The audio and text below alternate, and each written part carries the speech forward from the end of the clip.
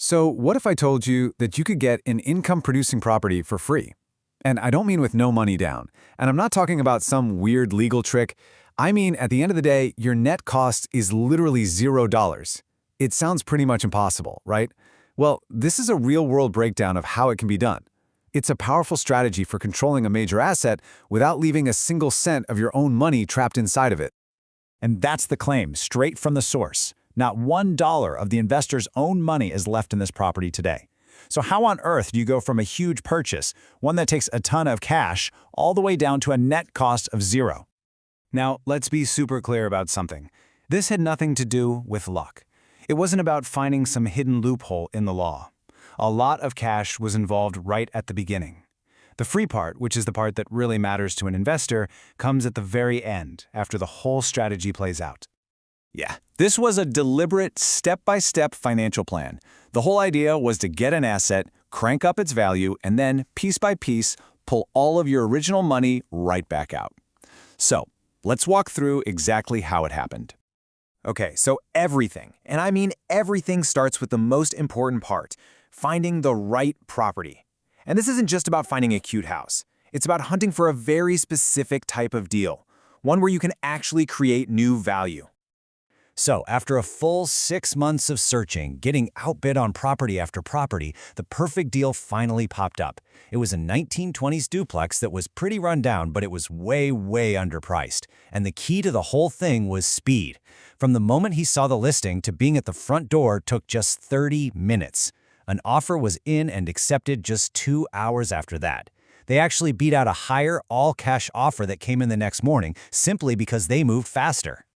And this gets us to a core idea here, leverage.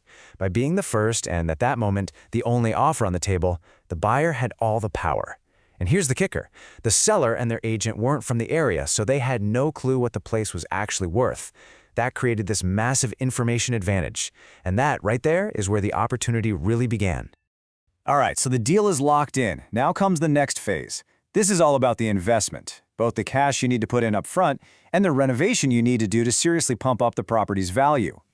So here's where it gets real. The initial out-of-pocket cost was a lot.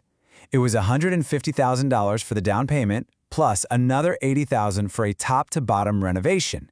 That's a grand total of $230,000 of cold, hard cash invested. Now, you got to remember that number. And this shows you exactly where that 80 grand went. I mean, this was not just a fresh coat of paint. It was a complete transformation. There's a term for this. It's called forcing appreciation. You're not waiting for the market to go up. You are actively and strategically making the property worth a whole lot more. All right, now for the first big move. This is where the magic really starts to happen. It's time to unlock all that new value that was just created through all that hard work and investment. You know, this whole strategy really depends on one incredible financial tool. It's called a cash-out refinance, and it's actually pretty simple. You bought the place for one price, but after you fixed it up, it's worth a lot more. So the bank comes in, appraises it at that new, higher value, and gives you a new, bigger loan. You take that new loan, pay off your old, smaller one, and you get to keep the difference in cash. So let's look at the actual numbers here. The property got appraised for an impressive $780,000. So, based on that new value, the bank gave a new loan for $585,000. That new loan completely wiped out the old mortgage, and the leftover cash, $145,000, went straight back into the investor's pocket. Hey, remember that initial $230,000 investment? Well, after getting that check for $145 grand back from the bank, the net amount of personal cash still in the deal was suddenly down to just $85,000. That is a huge step closer to zero. But listen, $85,000 is not zero.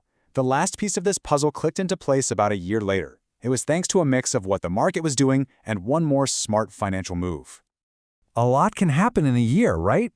New buildings went up nearby, which drove up all the property values. And then, completely out of the blue, interest rates dropped like a rock, which created this perfect little window of opportunity. So the investor went shopping, calling bank after bank, and eventually landed an amazing rate of 3.75%.